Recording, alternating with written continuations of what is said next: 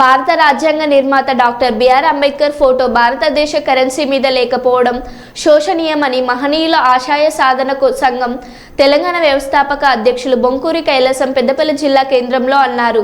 ఇప్పటికైనా తప్పకుండా నోట్లపై అంబేద్కర్ ఫోటోను ముద్రించాలని డిమాండ్ చేశారు.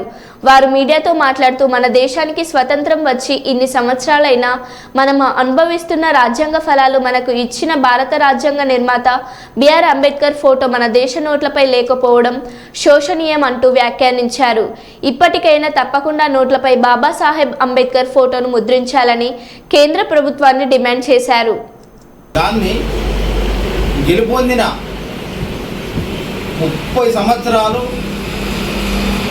ఎంతో కష్టపడి నిద్ర ఆహారం లేకుండా ఎన్నో కష్టాలు పడి ఎంతమంది దగ్గరికి పోయి మాకు వర్గీకరణ కావాలని మందకృష్ణ అన్న గారు ఒక వర్గీకరణ అనేది చేయడం అంటే కాదు అనుకున్న నేనైతే దాదాపుగా ఏమవుతుంది రాజకీయ వ్యవస్థ అంటున్నది వర్గీకరణ అవుతుందా అనుకున్నాను.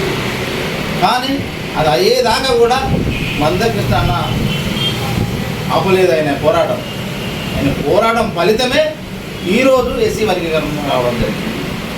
కనుక పనిచేసే ఎవరికైనా కానీ మేము వాళ్ళకి అందరికీ అందుబాటులో ఉంటాం.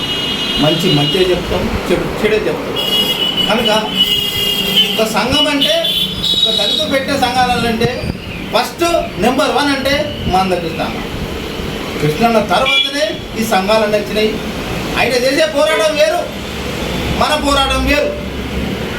మనం ఏం చేయాలి, ఎవరికి ఉపయోగపడే పని చేస్తున్నాము అనేది కాన్సెప్ట్ ఉండాలి. ఈరోజు ఇన్ని సంఘాలు రావు. ఒకే అంబేద్కర్ సంఘం ఉంటుంది. అంబేద్కర్ సంఘంలో అందరం పని చేయాలి. కానీ ఒక సంఘం ఇది, ఒక సంఘం అది, ఒక సంఘం ఇది అనేది ఇక్కడ 10 సంఘాలు ఏర్పడి ఈ సంఘాలు అనేది విభజించిన తర్వాత మనకు బలం తక్కువ అవుతుంది కూడా. ఎందుకంటే ఒకటి కొంచెం పైకి పోతుంటూ ఒక సంఘం నడిపిస్తామంటే మన సంఘాన్ని ఎట్లా కుంటుపడకూడదు అనే పరిస్థితిలో ఉన్నారు. ఇలాంటి సమయాలలో కూడా మందకృష్ణ గారు ఎవరికి భయపడకుండా, ఎవరిని లెక్క చేయకుండా పోయి ఈరోజు ఎస్సీ వర్గీకరణ చేసిందంటే ఇది కృష్ణన్న ఘనత. ఇది మనందరం గల్లా ఎగరేసుకొని చెప్పాల్సిన ముచ్చట. ఎందుకంటే ఎవరో చేసిండ్రు అయిపోయిందనేది కాదు. ఆయన ఎంతో కష్ట ఫలితమే ఈరోజు ఎస్సీ వర్గీకరణ. నెక్స్ట్ తర్వాత వర్గీకరణలో ఏమవుతుంది ఏంటిది అనేది తర్వాత నెక్స్ట్. కానీ కాకపోతే మా మాన్యుల ఆశయ సాధన సంఘం నుండి మందకృష్ణ గారికి మేము చేతులెత్తి నమస్కారం చెప్తున్నాము. జై భీమ్.